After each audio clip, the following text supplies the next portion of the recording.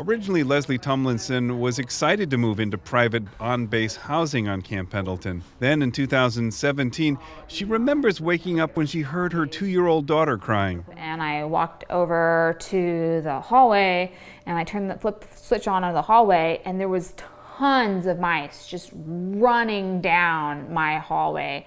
You could see them coming out of the rooms, just like scampering down the halls. Her husband, a Marine, was deployed. Together they have 4 children, all of them younger than high school age. The next morning, everything was just covered in mouse, like rodent droppings, urine. She took pictures. She even kept the contents of the vacuum. She says Lincoln Housing, which owns all of the private on-base housing, sent an exterminator, but the mice kept coming. This happened in March 2017.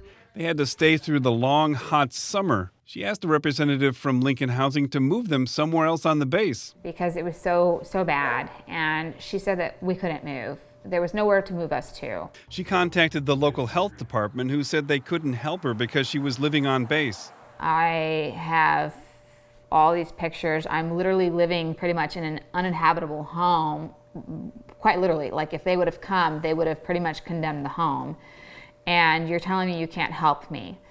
And so that was a huge blow for me. That's when she found out that military families have very little leverage over the private companies that run military housing. Congress is now debating a tenants' bill of rights. Lincoln finally found a replacement home in October 2017 after she started telling people about her case on social media. Still, speaking out isn't easy.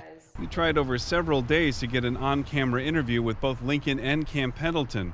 KPBS was even denied access to Tumlinson's home all the way up until the time of our interview. Can we come on base now? Lincoln Military Housing issued a statement from CEO Jarl Bliss, which says in part, "We welcome and encourage military families to raise issues about our housing, and we regret when even one family is dissatisfied with our performance," adding, "We are also seeking input from residents and the Navy and are committed to improving the living experience in all of our base housing."